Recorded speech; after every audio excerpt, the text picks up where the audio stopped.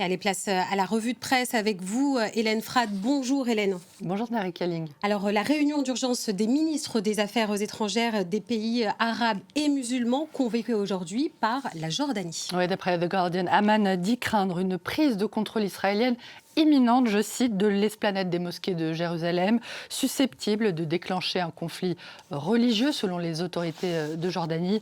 Celle-ci s'inquiète de l'escalade des incursions soutenues par le gouvernement israélien d'extrémistes juifs sur l'esplanade des mosquées depuis un mois maintenant, en violation du traité du statu quo qui établit que seuls les musulmans peuvent prier sur le site administré par la monarchie hachémite.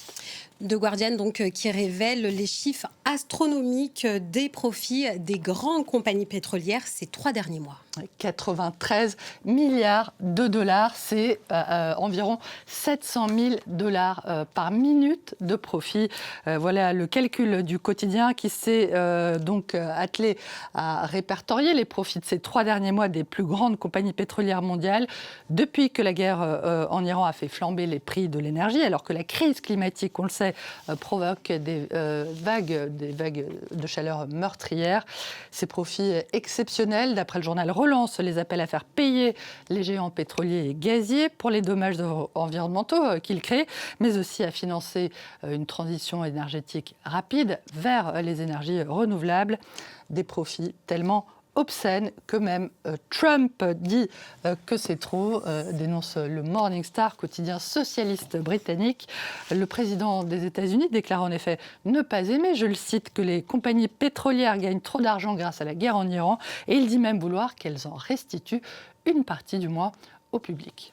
Dans la presse également, les réactions après la réunion hier des ministres de l'Intérieur de l'Union européenne face à la crise migratoire à Ceuta. Après plusieurs jours de tension, les Européens jouent l'apaisement. Ils insistent sur le besoin de solidarité au sein de l'UE.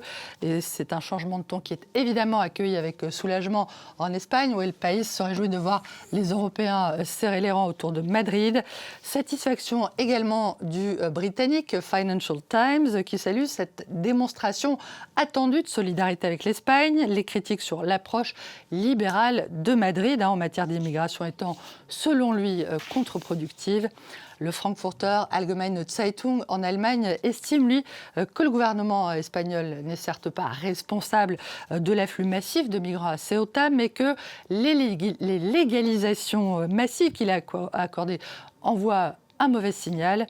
Reste que l'UE est toujours plus tentée de maintenir les migrants loin d'elle, de durcir sa forteresse. Et c'est ce qu'indique ce matin le quotidien suisse Le Temps. Le dessin de Chapat rappelle que la présidente du Conseil italien, Giorgia Meloni, maintient, elle, sa position dure sur l'immigration. Il faut virer ces gens qui n'ont rien à faire en Europe.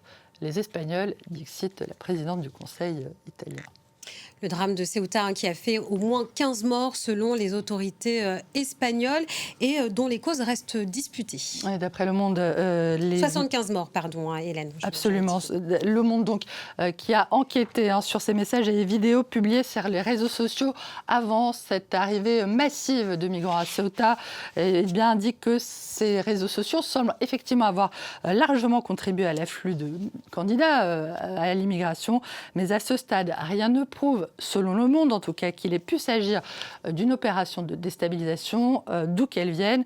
Ce n'est pas du tout, en revanche, l'analyse du site d'investigation espagnol The Objective, qui cite des sources marocaines ici en France, d'après lesquelles cet homme, Fouad Ali El Hima, qui est un conseiller ami très proche de Mohamed VI, qui est d'ailleurs surnommé le vice-roi du Maroc, serait l'instigateur d'une opération destinée à asseoir encore un peu plus son pouvoir, à moins de 2 mois maintenant des législatives.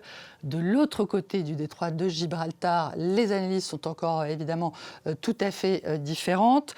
Le site marocain Le Desk estime que cette ruée vers Ceuta a été déclenchée par un arrêt du tribunal suprême espagnol qui établit que les personnes interceptées en tentant de rejoindre Gibraltar par la mer ne pourraient pas être immédiatement renvoyées vers le Maroc. Et le 360, qui est un autre site marocain, dénonce, lui, un assaut téléguidé depuis l'Algérie depuis un nœud de commandement numérique localisé donc de l'autre côté de la frontière. Et puis Hélène, pour terminer cette revue de presse, une méthode finalement peu ordinaire pour arrêter les automobilistes qui utilisent leur téléphone au volant. Ah oui, Ndari Kaling, oubliez les radars et les contrôles de police de papa. La Repubblica, le journal italien, rapporte que des policiers du New Jersey aux États-Unis ont trouvé une idée, ma foi, effectivement assez originale pour prendre en flagrant délit les contrevenants, ceux planqués et déguisés en buissons, couverts de feuillage des pieds à la tête. Alors, il semblerait que la méthode soit particulièrement efficace puisque les Pandores disent avoir dressé 74 contraventions en moins de 6 heures à $200 pour la première infraction, plus évidemment en cas de récidive.